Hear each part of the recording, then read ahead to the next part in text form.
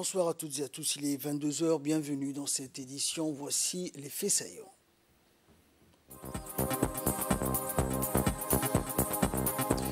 Le président de la République a reçu un émissaire de Sa Majesté Mohamed VI, roi du Maroc.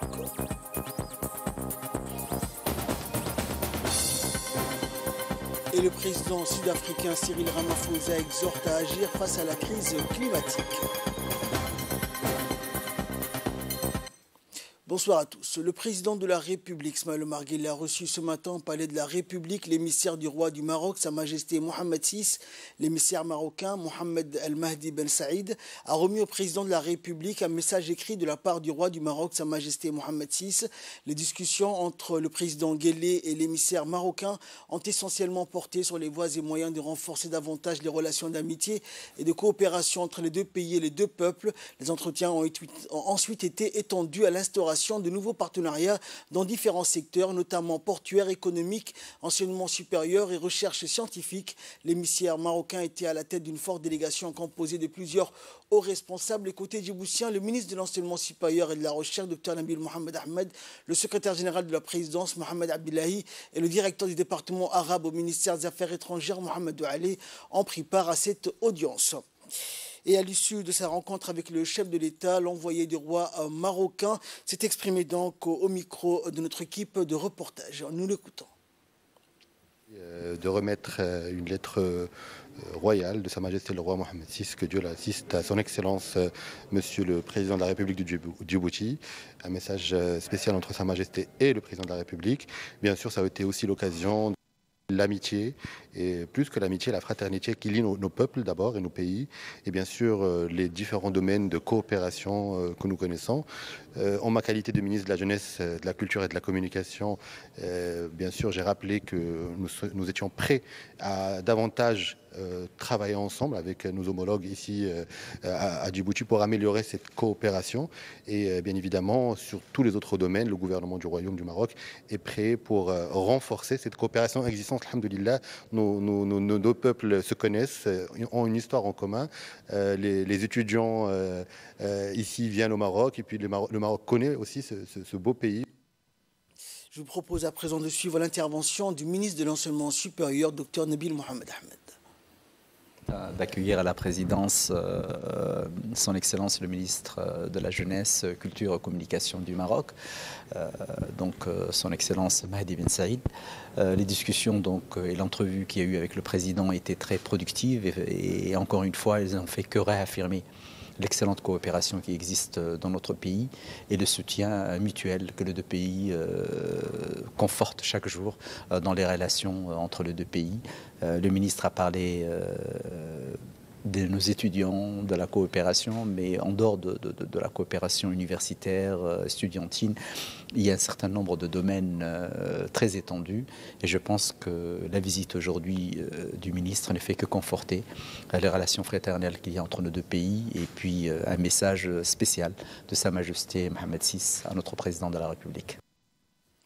Sur invitation de son homologue égyptien, le ministre de l'Intérieur Saïd Nour s'est rendu pour une visite de travail au Caire, en République arabe d'Égypte. Dans son déplacement, le ministre était à la tête d'une importante délégation, dont notamment le directeur général de la police nationale, le colonel Abdurrahman Ali Kahin. Cette visite s'inscrit dans le cadre des bonnes relations unissant nos deux pays et dans la droite ligne de la politique tracée par les présidents de la République des deux pays, illustrée par l'échange récent des visites des chefs d'État, Ismaël Omar Guelleh et son Excellence Abdel Fattah al-Sisi. Cette visite de travail de 48 heures avait pour objectif de renforcer la coopération dans le domaine de la sécurité entre les deux ministères. Le ministre de l'Environnement et du Développement durable, Mohamed Abdelkader Moussahel, a signé avec Mme Emma Ngouanano, représentante résidente du PNUD à Djibouti, le document du projet d'une mini-centrale solaire. Le projet s'inscrit dans le cadre du programme global Africa Mini-Grid, soutenu par le PNUD et financé par le Fonds pour l'environnement mondial. L'objectif de ce projet est de soutenir l'accès à l'énergie propre ainsi que la réduction de l'émission des gaz à effet de serre. Ce projet d'atténuation au changement climatique d'un montant total total de 3 millions de dollars environ permettra d'électrifier les villages de Yoboki et Korangar et ainsi d'améliorer les conditions de vie des populations locales ainsi que dans le cadre du renforcement à la résilience au changement climatique dans le domaine accès à l'énergie propre. Ce projet joue aussi un rôle très important. C'est pour moi un très grand plaisir et un honneur de concrétiser la signature de ce projet pour soutenir les questions d'accès à l'énergie propre à Djibouti, financé par le Fonds pour l'environnement mondial. C'est un projet de 3,2 millions de dollars de dons du Fonds pour l'environnement mondial, mais avec l'ensemble des cofinancements, la contribution du PNUD et du gouvernement, c'est un projet qui monte beaucoup plus, avec un volume beaucoup plus important. Donc nous sommes fiers de ce partenariat avec votre département, Monsieur le ministre, sous votre leadership, qui nous permet donc d'accéder à ces financements pour aider le pays à renforcer sa résilience au changement climatique, notamment dans le domaine de l'accès à l'énergie propre, également dans les questions de biodiversité et de dégradation des terres et autres. Donc ce projet fait partie d'un grand programme africain de mini-grid et va toucher un certain nombre de grandes régions essentiellement à Djibouti, et nous sommes heureux d'acter en ce jour, après la COP, cet événement qui matérialise la signature officielle de ce projet. Je sais que nous aurons le temps et l'occasion de travailler avec toutes les parties prenantes pour sa mise en œuvre. Et suivons à présent l'intervention du ministre de l'Environnement et du Développement durable. Djibouti est signature d'accord de Paris pour réduire son émission de gaz à effet de serre. Et ces projets vont apporter des solutions pérennes pour notre population. Le mini-grid ou le projet d'électrification rurale que nous signons aujourd'hui de 3,2 millions de dollars est bénéfique d'abord pour nos populations rurales qui se trouvent dans des contrées un peu lointaines de la connexion d'électricité. Donc nous espérons avec votre appui que d'autres projets de cette envergure vont voir le jour très bientôt. Et nous nous réjouissons du partenariat que nous avons avec les PNUD. Nous vous en félicitons. Nous félicitons toute l'équipe qui ont travaillé sur ces projets. Donc nous restons à vos côtés à apporter tous les moyens techniques que notre équipe peut mettre en œuvre avec le PNUD.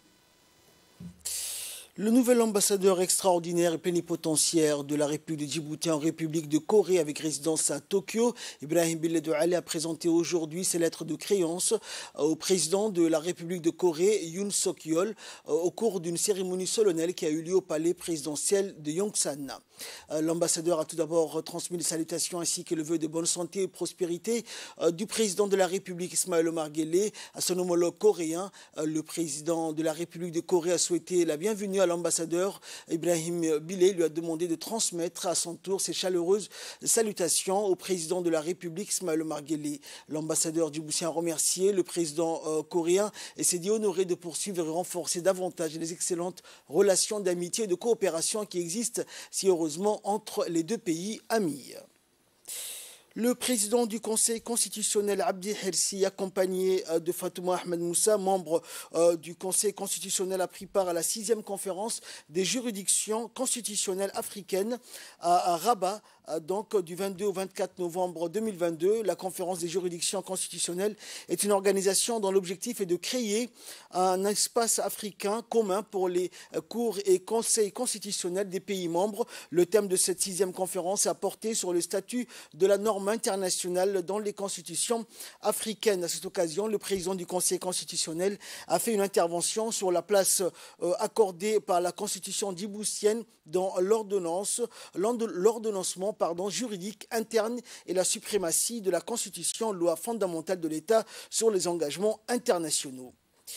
Et parlons sport à présent et portant un regard passionné sur cette Coupe du Monde qui nous réserve bien des surprises. Une passion qui réunit donc toute la population mondiale, notamment les Djiboutiens qui ont les yeux rivés vers le Qatar.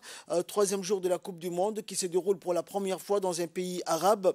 Et depuis le début de cette Coupe, plusieurs rencontres ont eu lieu. Un match d'ouverture qui a opposé le pays hôte à l'Équateur. Et dans la journée d'hier, les Lions de la Teranga, le Sénégal, sans Sadio Mané, perdu donc contre la Hollande sur un score de 2-0. Les Anglais ont infligé une défaite sanglante face aux Iraniens sur un score de 6-2. Et dans la soirée, les Américains ont dominé le Pays de Galles dans les jeux. Mais le match s'est soldé sur un score d'un but partout. Et les Saoudiens, donc, rappelons-le, se sont opposés à l'équipe de l'Argentine et vainqueur donc l'Arabie Saoudite sur un score de 2-1. Et hier soir, une rencontre donc qui était très attendue et qui a opposé l'équipe de France à la formation australienne, un match qui s'est soldé sur un score de 4-1 en faveur du coq français. Dans le reste de l'actualité, la délégation du département de la Charente-Maritime en mission à Djibouti depuis le 21 novembre dernier était en déplacement dans la ville historique d'Obok. Dans la journée d'aujourd'hui, à sa descente du bateau, la mission a été accueillie par le préfet Abdelmalik Mohamed Banouita et aussitôt la délégation a effectué une visite de courtoisie à la résidence du préfet. L'étape suivante fut le bâtiment du conseil régional devant lequel un accueil chaleureux couplé de danses folkloriques attendait la délégation charentaise. Et par la suite, et dans la salle de conférence du conseil régional, la délégation et les invités ont pu assister et apprécier la présentation sur PowerPoint des activités de la collectivité territoriale d'Obok présentée par le secrétaire général. Et au cours des interventions, le préfet Abdelmalik s'est réjoui du choix de la ville d'Obok pour la visite de cette auguste délégation française et a tenu à encourager le partenariat entre le conseil régional et le département de la Charente-Maritime. Et quant au président du conseil régional, il a rappelé que cette visite faisait suite à celle effectuée par tous les présidents des régions à La Rochelle en novembre dernier et qu'elle sera l'occasion de signature de conventions d'entente entre les 5 régions djiboutiennes et le département français.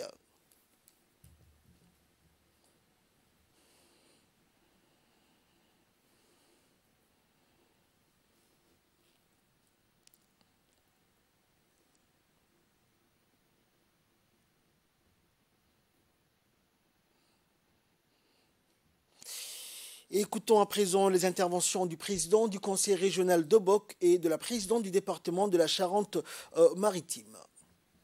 Fait suite à la visite que nous avons faite l'année dernière, nous, les 5 présidents des régions, avec les ministres donc, à la Charente, donc, à La Rochelle. Donc, Madame la Présidente et son équipe sont venus à Obok donc, pour voir un peu donc, ce que nous faisons sur le terrain concrètement. Obok aussi, comme on le sait, c'est une ville de l'histoire. C'est une ville qui a une grande part dans l'histoire de la relation entre la France et Djibouti. À ce titre-là, donc, la délégation a pu visiter et apprécier le monument de Léonce Lagarde. Elles ont également vu le cimetière marin. Et on a également donc, profité, dans les préfets et moi, pour leur parler des potentialités de la région de Bok. Et nous avons vu ensemble l'utilité de développer dans le thermalisme à Obok, donc il y a de l'eau chaude ici, mais également nous avons parlé de beaucoup de projets comme la pêche et d'autres projets qu'on pourrait faire. Donc la délégation est satisfaite de leur visite et surtout nous nous réjouissons de l'intérêt qu'elles ont eu pour la présentation qu'on a faite et surtout des engagements qui ont été pris pour nous accompagner, que ce soit au niveau du développement du thermalisme, mais également donc, au niveau de l'appui qu'ils pourront nous apporter pour la restauration, on va dire, de l'immeuble Léonce Lagarde dont on voudra faire un musée national. Et donc on a également parlé de beaucoup de choses. Je suis ravie d'être ici, dans la région d'Obok, en compagnie de Monsieur le Président et de Monsieur le Préfet. Merci Madame à vous d'être également parmi nous.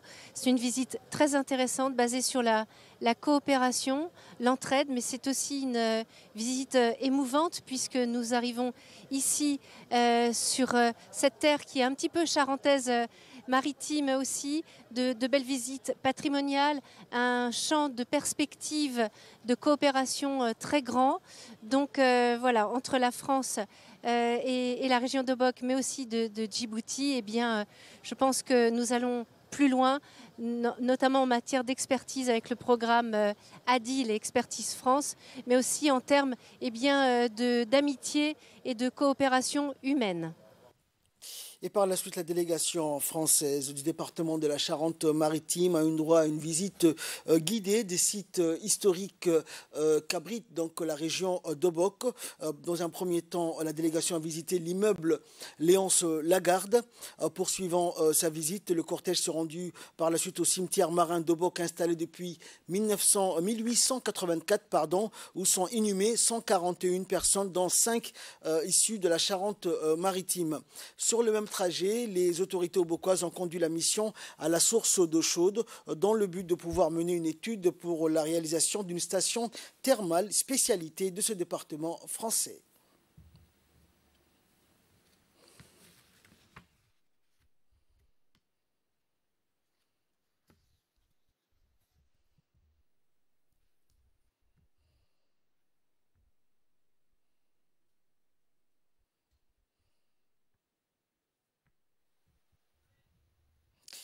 Dans le reste de l'actualité, donc dans le cadre de son plaidoyer pour la protection des droits des enfants, comme chaque année, SOS Village d'enfants fête donc la journée mondiale de l'enfant à Tadjoura avec ses partenaires de la région. Le thème de cette année étant l'inclusion pour chaque enfant et donc l'occasion pour les enfants de s'exprimer sur des questions fondamentales pour leur génération telles que l'éducation, l'environnement ou encore la lutte contre la discrimination.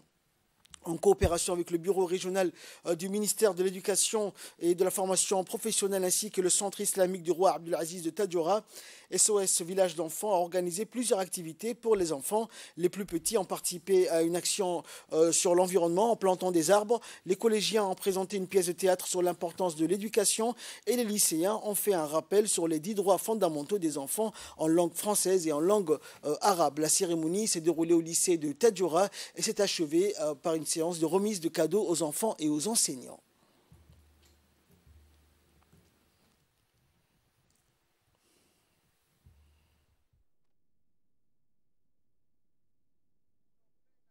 C'est d'une grande importance pour nous adultes et qui est très porteuse de messages. Ils ont planté des arbres. Il est vivement conseillé à tout le monde de planter des arbres. Les enfants ont besoin qu'on leur lègue un environnement, qu'on leur lègue une société saine. Donc c'est toujours le même message, c'est le message adressé aux adultes, d'abord aux parents. J'insiste, nous sommes les premiers responsables. C'est vrai que les droits aussi sont accompagnés de devoirs. Il faut de temps en temps rappeler aussi que les enfants ont des devoirs. Je vais terminer ce message en remerciant tous les gens qui ont participé à cette journée, en l'occurrence le ministère de l'Éducation, par le biais du lycée, du collège, des écoles primaires, l'école maternelle aussi. Nous restons à Tadjoura où l'équipe mobile de la brigade de douane de Tadjoura, présidée par Djilani Chehem, a saisi donc une importante quantité de marchandises de cadres de contrebande, soit 3100 kilos, avec la collaboration des militaires et policiers installés dans la région de Tadjoura. Le directeur général des douanes, Gouled Ahmed Youssouf, a félicité tous les collaborateurs des forces armées nationales de la région, présidée par le colonel-major Ali Chehem, et la police contingent de Tadjoura, et les agents de la douane de Tadjoura, et a félicité également les autorités de la région pour ce travail d'équipe remarquable, les a encouragés et leur a souhaité bonne continuation.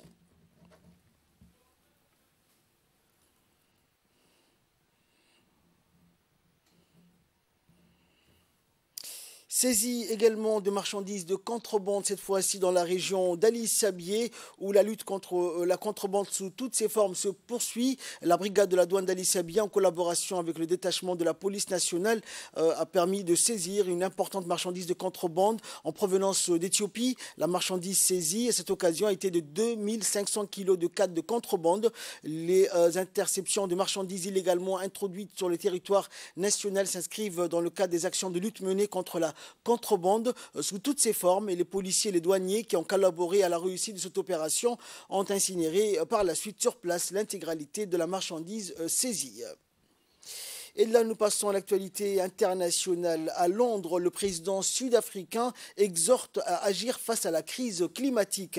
Le président sud-africain Cyril Ramaphosa a exhorté les pays riches à aider les pays vulnérables face au changement climatique lors d'une visite d'État en grande pompe à Londres, la première pour le roi Charles III depuis son accession au trône. Dans la foulée de la COP27 en Égypte, le dirigeant sud-africain a fait valoir devant les parlementaires britanniques que l'accord pour créer un fonds au profit des pays pauvres devait se traduire en monnaie sonnante et trébuchante. Ce n'est pas de la charité, a-t-il déclaré, mais une compensation pour le mal qui a été fait et le mal à venir aux peuples des économies en développement comme conséquence de l'industrialisation des pays riches. Cette visite d'État de 2 jours est la première du roi Charles III depuis qu'il a accédé au trône après la mort d'Élisabeth II début septembre dernier.